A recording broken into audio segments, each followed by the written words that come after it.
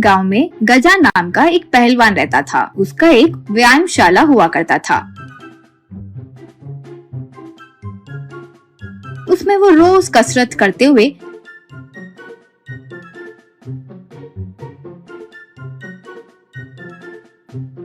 जो सीखने आए उन्हें सिखाते हुए उनके दिए हुए पैसे लेता था। लेकिन गजा को बहुत घमंड था। उसके पास जो सीखने आते थे उनका मजाक उड़ाता था और उसे खुशी महसूस होती थी। देखो देखो कैसे कर रहे हैं, देखो। सिर्फ यही नहीं, वो अपने दांत से कितना भी भार हो उठा लेता था। ऐसे व्यायामशाला में weights, gas cylinder, motorbike, ये सब भी दांत से उठा लेता था। और वो वही नहीं रुका, ऑटो, बस, लॉरी को भी रस्सी से बांधकर खींच लेता था।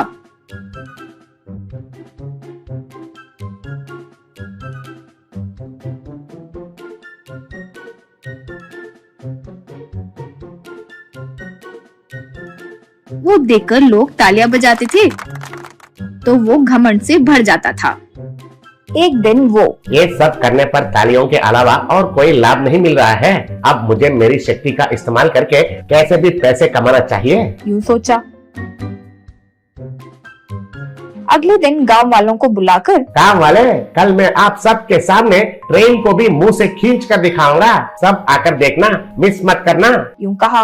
अगले दिन लोग देखने आए तो ट्रेन को एक चेन से बांधकर मुंह से खींच लिया।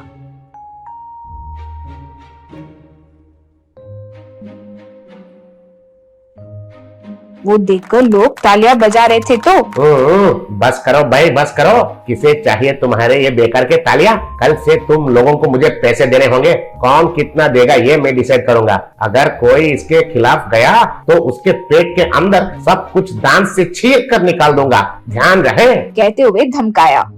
इससे लोग डर गए।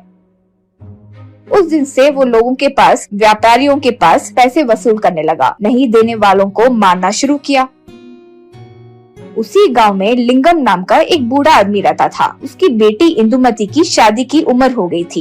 एक दिन लिंगम का दूर का रिश्तेदार विशाल नाम का एक लड़का उनके घर आया। वो हाथ जोड़कर कहा, मैं आपका दूर का रिश्तेदार हूँ, अच्छा नौकरी भी करता हूँ। ये कहकर इंदुमती का हाथ मांगा। लिंगम को लड़का पसंद आया तो ठीक है कहकर रिश्ते के लिए मान गया।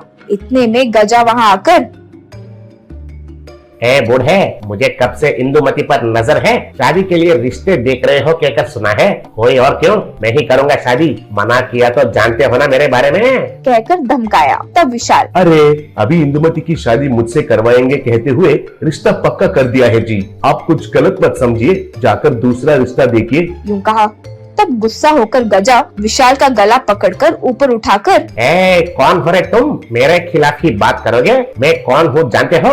दांत से ट्रेन खींच लेता हूँ रे मैं। तुम्हारा गर्दन पकड़कर काट लूं उससे पहले यहाँ से निकल जाओ, कहकर नीचे रखा। विशाल को पहले ही उसके बारे में पता था तो, हे भगवान, वो गजा जी आप ही है क्या? मुझे नहीं पता था इसलिए ऐसे बोल दिया। लेकिन आप चाहे जितना भी महान मर्द हो, मेरे दिखाए पानी पूरी को तो नहीं खा पाओगे, यूं कहा गजा। ट्रेन को ही दांतों से खींच लिया है मैंने, पानी पूरी क्या चीज है, दिखाओ कहाँ है, पकड़कर उसे आसानी से चबा दूंगा, यूं कहा विशाल। अगर आप उसे खा नहीं पाए तो हथौड़े से भी आप उसे तोड़ सकते हो जी। लेकिन अगर वो पानी पूरी नहीं टूटा तो आपको इंदुमती को भूलना होगा, ठीक है ना? यूं कहा गजा। ठीक है चलो, यूं कहा। फिर गजा विशाल मिलकर बस में निकले। बस बर्फीले पहाड़ी में एक गाँव में आई। पूरा गांव बर्फ से भरा पड़ा था। वहाँ दोनों बस से उतरे। विशाल गजा को एक पानी पूरी बंडी के पास लेकर गया। विशाल, यही है हमारा गांव जी। यहाँ ठंड -80 डिग्री सेल्सियस तक होता है।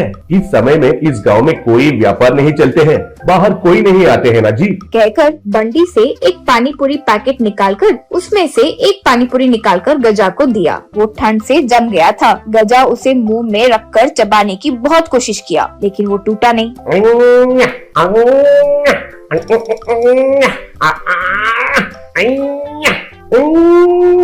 यूं जोर से चबा रहा था तो दांत टूट गए, लेकिन वो नहीं टूटा।